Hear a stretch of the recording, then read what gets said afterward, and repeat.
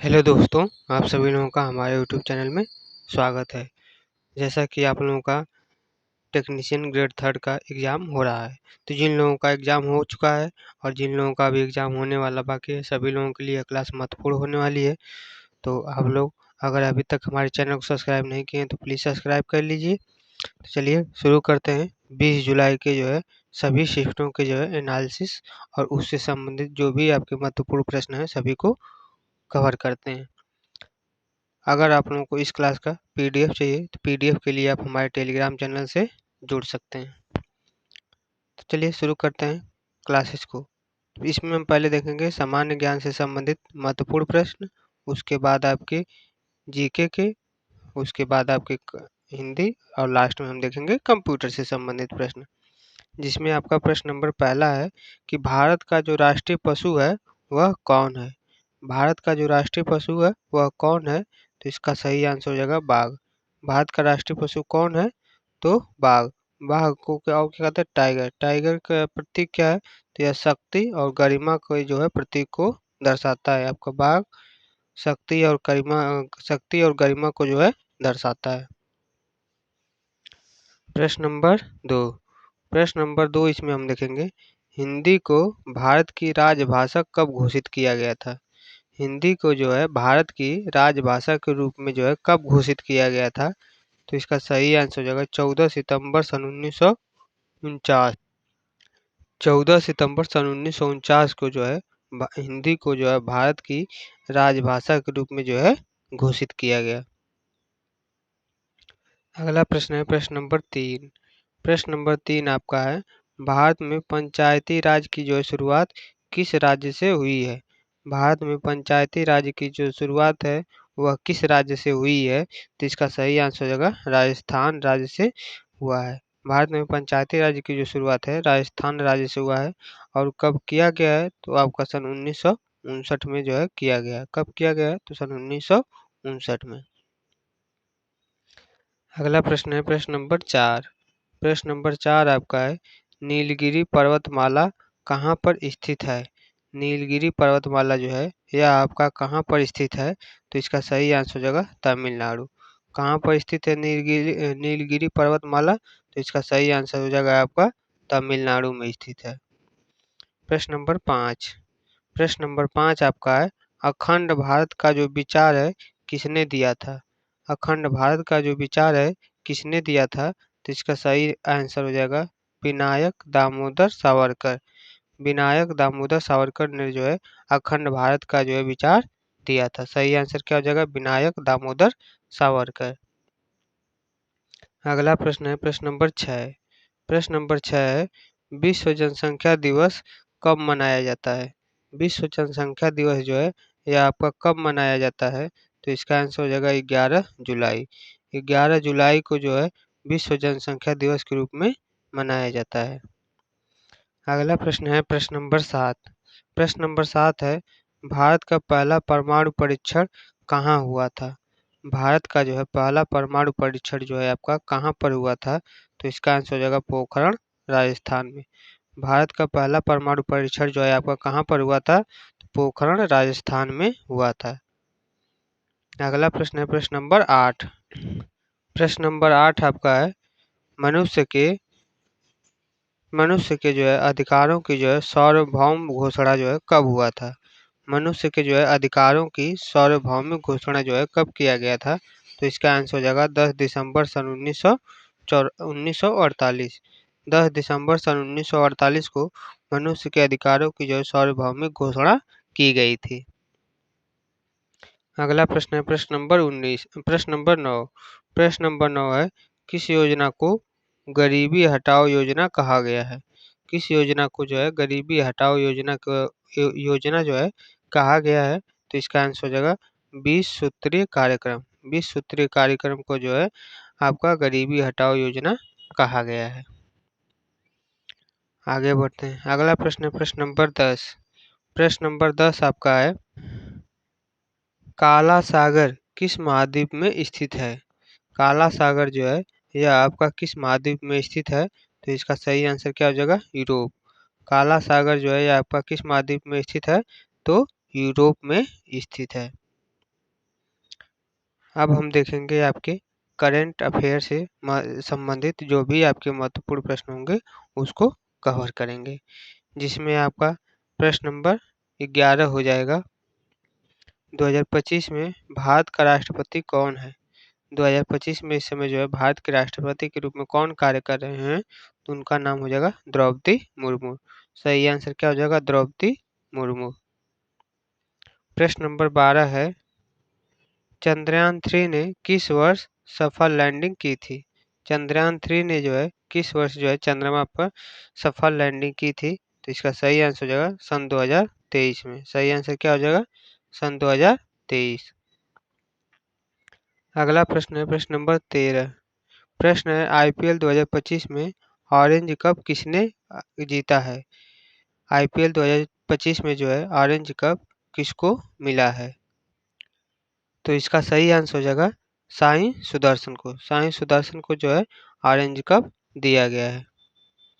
अगला प्रश्न है प्रश्न नंबर 14। प्रश्न है 2025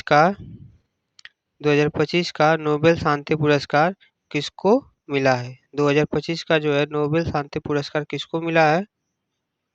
तो इसका सही आंसर आपका हो जाएगा कि 2025 का जो है नोबेल शांति पुरस्कार अभी किसी को नहीं दिया गया है।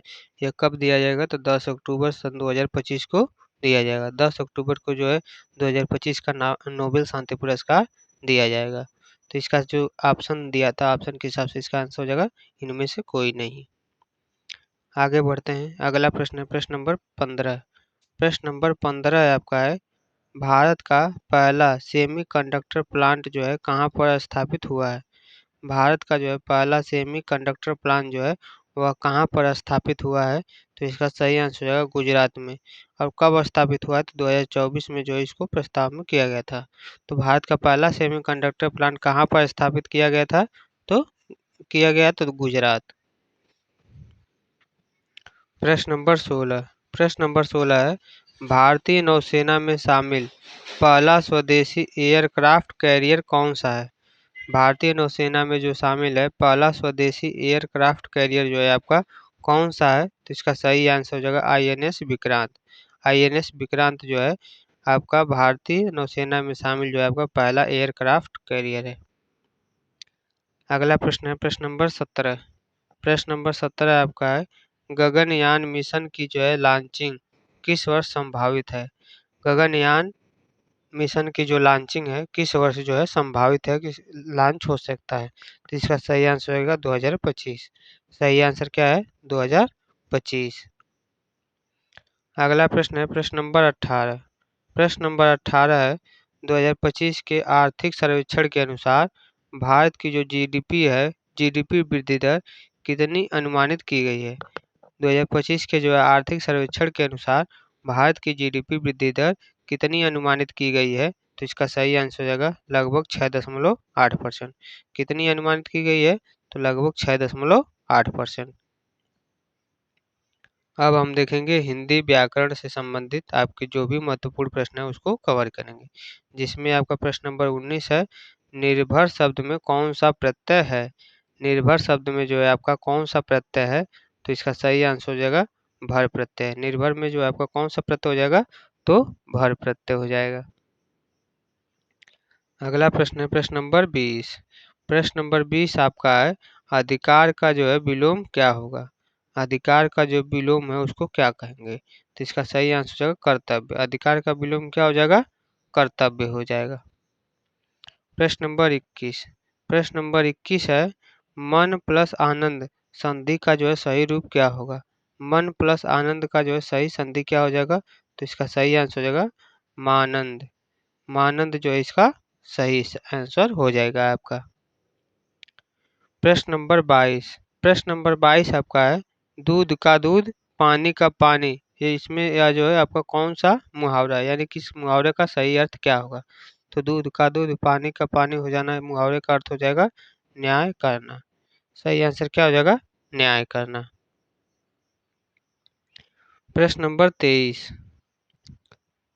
प्रश्न नंबर आपका 23 है, जलना जलना किस प्रकार की क्रिया है? जलना जो है यह आपका किस प्रकार की क्रिया है?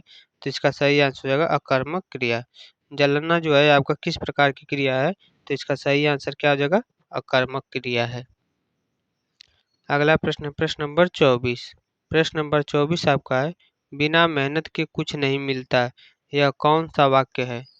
बिना मेहनत का जो है कुछ नहीं मिलता, यह कौन सा वाक्य है, तो इसका सही आंसर हो जाएगा निषेधवाचक वाक्य है। बिना मेहनत के कुछ नहीं मिलता, यह कौन सा वाक्य है, तो निषेधवाचक वाक्य है। अब हम आगे बढ़ते हैं, कंप्यूटर पे आधारित अब हम प्रश्नों को देखेंगे, जिसमें आपका अगला प्रश्न है प्रश्न नंबर 25। प्रश्न है, सीडी का फुल फॉर्म क्या होगा। सीडी का जो है फुल फॉर्म क्या हो जाएगा, तो इसका सही आंसर हो जाएगा कॉम्पैक्ट डिस्क। सीडी का फुल फॉर्म क्या हो जाएगा, तो इसका सही आंसर क्या हो जाएगा, कॉम्पैक्ट डिस्क। आगे बढ़ते हैं, अगला प्रश्न है प्रश्न नंबर 26।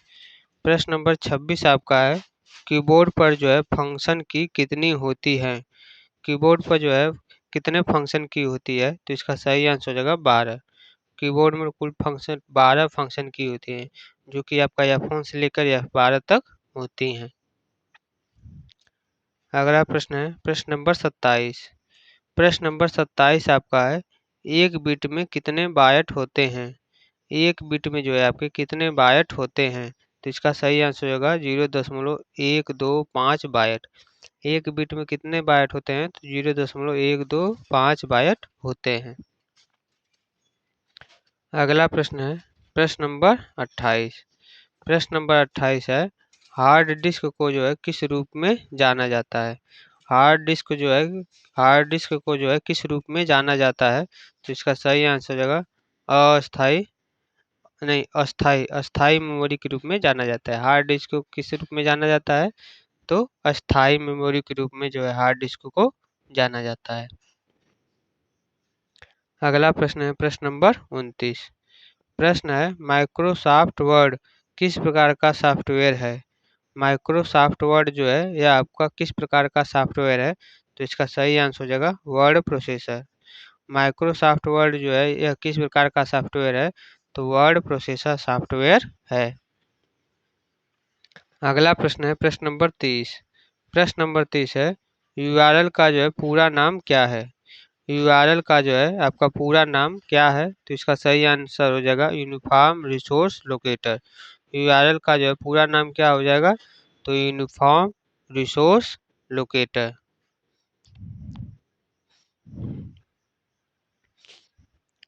तो देखिए, आज के जो भी प्रश्न आप लोगों को करवाए हैं सभी के सभी इम्पोर्टेंट हैं, और जो भी प्रश्न आने इन सभी प्रश्नों से संबंधित आपके आगे आने की जो है बहुत ही ज़्यादा संभावनाएं हैं। अगर आप लोगों को इस क्लास का पीडीएफ चाहिए, तो पीडीएफ के लिए आप हमारे टेलीग्राम चैनल से जुड़ सकते हैं। टेलीग्राम चैनल का नाम हमारा है टीचिंग विथ गोविंद। वैसे टेलीग्राम चैनल का जो लिंक है, हम आपको इस क्लास के जो है डिस्क्रिप्शन लिंक में जो है टेलीग्राम चैनल का लिंक डाल देंगे, वहाँ से भी आप डाउनलोड कर सकते हैं। अगर आप लोग क्लास अच्छी लगी है तो क्लास को लाइक करिए, हाइप करिए, और सब्सक्राइब जो है चैनल को ज़रूर करिए। बस आज के लिए इतना ही। जय हिंद, जय भारत।